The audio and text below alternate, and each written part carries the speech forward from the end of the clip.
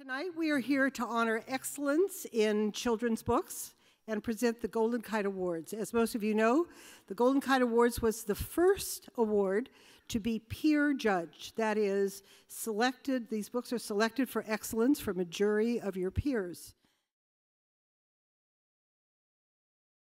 This year's Golden Kite Award for Excellent in Picture Book Illustration goes to BECCA STADTLANDER for her book Made by Hand, a craft sampler, written by Carolee Lexa Schaefer and published by Candlewick Press.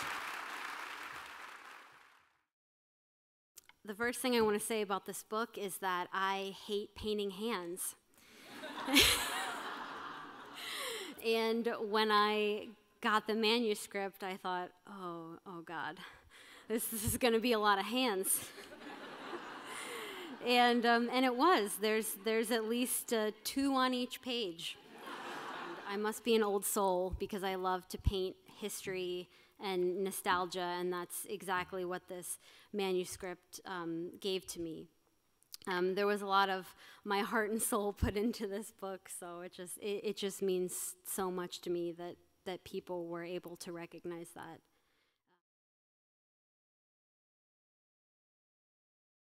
I have tremendous admiration for the well-written picture book.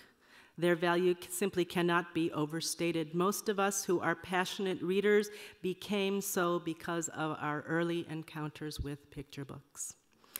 Nonfiction picture books are the pinnacle of short-form writing because good nonfiction writers have to stick to the facts, a limitation not imposed on fiction writers. This year's Golden Kite Award book for nonfiction for younger readers goes to BARB ROSENSTOCK for Otis and Will Discover the Deep. Otis Barton and Will Beebe started out as 2 curious kids turned creative scientists who just couldn't let go of a question. What did the deep ocean look like? In 2007, at my first SCBWI Prairie Writers Day in Chicago, I was totally out of my element. I don't know what I expected an SCBWI conference to be, but that was like some kind of bookish tent revival. People cheered for unpublished books, unfinished poems, and they even cheered for somebody's first rejection letter.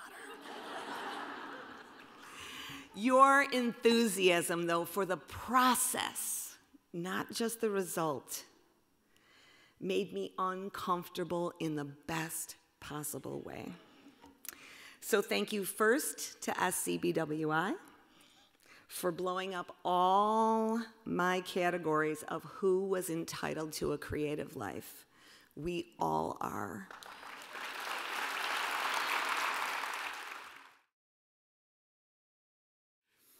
What a beautiful book. What a devastatingly beautiful book. Remember Balloons gently, and it poignantly depicts a situation that many families face.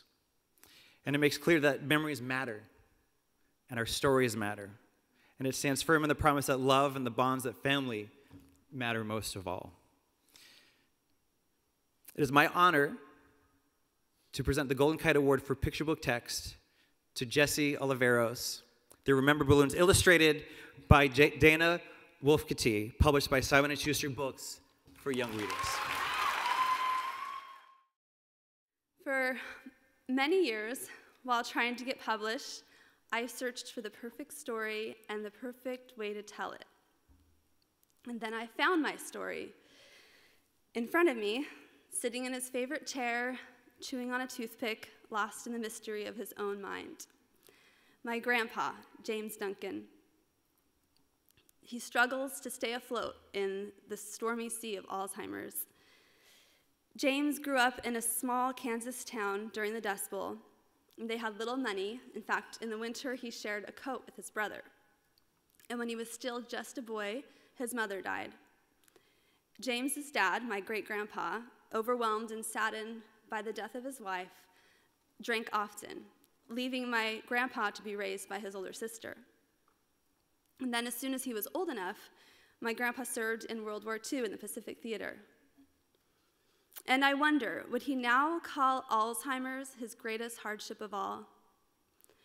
Alzheimer's is such a heart-wrenching disease, and I imagine very confusing to a child. I wanted to find a way to explain this disease in a child-friendly way, but I also wanted to show children, I wanted to show my children, that in spite of seemingly impossible, sad things, you can still find hope. And so the idea of balloons came to me. A child can understand balloons, and balloons can soften the edges of this bewildering disease a little bit. And maybe even if Grandpa's balloons are floating away, we can still find some way to reclaim them. And so I wanted to dedicate this award to my grandma, Noreen. She's the wife and the caregiver of my grandpa, and also to all the caregivers of Alzheimer's out there who, while assisting with the activities of daily life, must watch their loved ones slip away, unrecognizable, themselves forgotten, and the sky littered with the balloons that have slipped from their beloved's grasp. We recognize you even if your loved ones no longer do. It has been nearly 44 years since the fall of Saigon. For contemporary teens, the end of that war is much farther back than the end of World War II was for me. Yet the aftermath of that tragedy still reverberates through American politics. And for that reason, this is a story that urgently needs to be told to and understood by the rising generation of young people. We all know Santayana's dictum that those who cannot remember the past are condemned to repeat it. So we need to remember. We must remember and pass the story on. With boots on the ground, Elizabeth Partridge has remembered for all of us and for the generation to come and done it magnificently. It is my pleasure to present the Golden Kite Award for nonfiction for older readers to Elizabeth Partridge for Boots on the Ground, America's War in Vietnam, published by Viking. Over the years, I would hear occasional stories from veterans, but not very often, because they came home, put their heads down, and tried to hide that they'd been in Vietnam because there was so much anger directed against them personally. But several years ago, when I went to the Vietnam Veterans Memorial, I was so touched, and I reached out, and I was feeling the letters, and I thought, who are these Americans, these thousands of names of people who died in Vietnam? And I had this sudden, urgent need to make these names something personal. I've done my best to share some true stories about what war is really like. I want young people so full of optimism and love and hormones and denial to know how tough it is and how the experience never goes away. So to all of you who are working on your earlier books, you are being given a chance now to change lives. You're being offered a chance to tell funny stories and to tell powerful, resonant stories. Your books can give comfort and solace and tell hard truths. Those of us with published books and awards can mentor you from the pages of every book we've ever written. Lifeboat 12, published by Simon & Schuster Books for Young Readers, is a historical novel inspired by Ken Sparks, one of the many children sent from England to Canada during World War II. The children, ferried away to avoid the horrors of the war, are instead faced with their own battle when the ship is torpedoed and they're forced to survive in a lifeboat in the cold Atlantic Ocean. In the Starred Review, School Library Journal states, "This stirring novel in verse is an edge-of-your-seat survival tale, an extensively researched work of historical fiction, and an exemplar of the form." On to our Golden Kite Award winner for middle grade fiction. Please welcome Susan Hood. I was twice blessed with this book. I discovered the true World War II story of the torpedoed SS City of Benares and Lifeboat 12 in the childhood letters of my mother-in-law. She herself was a British evacuee who made it to Canada and wrote home about this subsequent disaster. I was blessed again when I found Ken Sparks, the hero of the story, the boy who spotted the plane that saved the 45 people aboard Lifeboat 12. He was 88 years old, still living in England, and I called him up and I said, "I'd really like to interview you." He said, "Come on over anytime, lovey." I was often at sea writing this book. I'm here to tell you, don't give up, and don't be afraid to ask for help. I took a class from two-time Newbery Honor Medalist Patricia Riley Giff and looked to SCBWI for help. I dedicated the book to Ken Sparks, and I wish he were alive today to see this. Tragically, he died 2 months after I spoke to him. But his story will survive. Ken lived at a time when Nazis were burning books, considering them weapons in the war of ideas. And yet Ken tells a different tale of plane spotter guides and Bulldog Drummond stories that literally saved him. He is a good reminder that for many kids and for many reasons, books are lifesavers.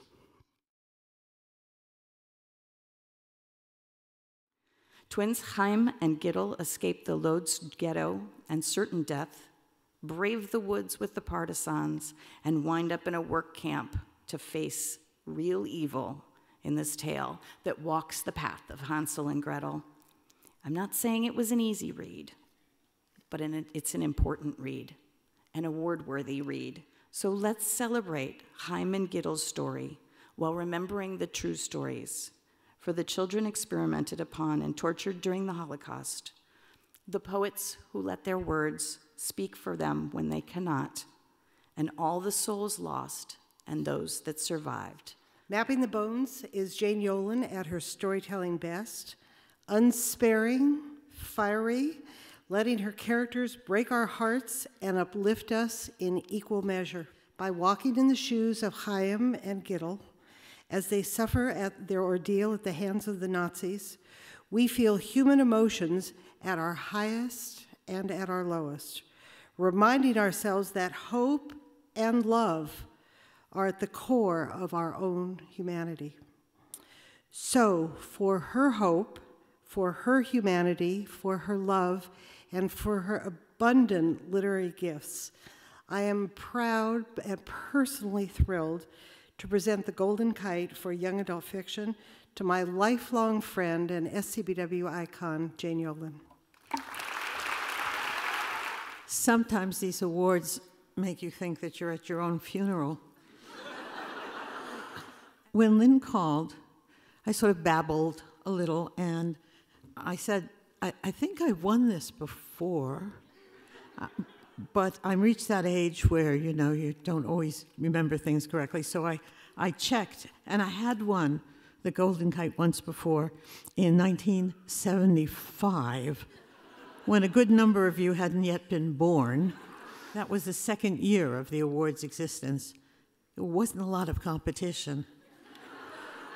Mapping the Bones is a book that someone can read in a week, but as Heidi mentioned, it took me 4.5 years to write, which meant that emotionally I was mired in a time and a place where no one wants to stay. The Lodz ghetto first, on the run with the partisans in the woods second, and thirdly in that deadly labor camp. Mapping the Bones is probably the most difficult book I have ever written, and not just because it was my third Holocaust novel. I'm a slow learner, and I try to remember how difficult the other Holocaust novel books were to write, but it's like having babies. You forget. That's why I have 3 children. I am going to content myself with saying a huge 4.5-year thank you to SPBWI for honoring the book, and through it honoring me and everyone who worked on the book with me. Good evening, everybody. Muy buenas noches. The Sid Fleischman Award is what I get to present tonight. And Sid Fleischman was one of the founding members of SCBWI and a Newbery Award-winning author, known not only for his literary storytelling, but also for his mastery of comedy. In his honor, the SCBWI created the Sid Fleischman Humor Award that exemplifies excellence in humor. And I have the enormous pleasure of being here tonight with all of you to introduce you to this year's winner, to the author and illustrator, and most importantly for me, my friend, Angela Dominguez, has now stepped onto the stage with her first middle grade novel, Stella Diaz Has Something to Say. With sweet text and illustrations, and with her signature gentle humor, Angela Dominguez's middle grade debut draws us into the world, that sacred place of 9-year-olds with ease. Angela, I just can't tell you how happy I am for you right now, and I present this to you, hermana, the lovely and talented Angela Dominguez. I would like to start with my brief personal history with the organization. I became a member in 2008. I had just graduated with my MFA in illustration and was recommended to it by an editor at Tricycle Press. And I've been an advocate for it ever since. Not only do I have gratitude for this organization for showing me the nuts and bolts of this industry, but also presented me with my first big opportunities. But I'm here today to talk about my book, Stella Diaz Has Something to Say. This book was a labor of love that took 3 years of hard work before it was even acquired. And it began initially as a failed picture book. Stella began as a simple story of a little girl in an aquarium learning to overcome her shyness, but as a picture book, it didn't quite work. The critiques I received all asked, why was Stella so shy? And why can't she talk to someone from school? And when I couldn't come up with a response, I began asking myself the same question, why was I shy growing up? Frustrated, I put the project aside, but I kept a drawing of Stella above my art desk. I just couldn't quit her. I was that little girl growing up, and I wanted to put her story on the pages of a book. So I began writing it as a longer book. I injected my own personal experiences, and if you want to know how much exactly, you can read in my author's note that it's 82.9% based on my own life. And this is one of my biggest hopes with the book. I hope through reading Stella, kids will understand that even though introverts are quiet on the inside or on the outside, they have a fully rich world bottled up inside them. And maybe some of those readers will learn to empathize with someone who comes from a different place. This thought feels particularly meaningful right now. Even more, that a Latino child know that they can not only be a character in their book, but their name can be on the cover too. And what a truly memorable and moving evening this is. I am so proud of our community and of the work we do. Good night and have a lovely evening.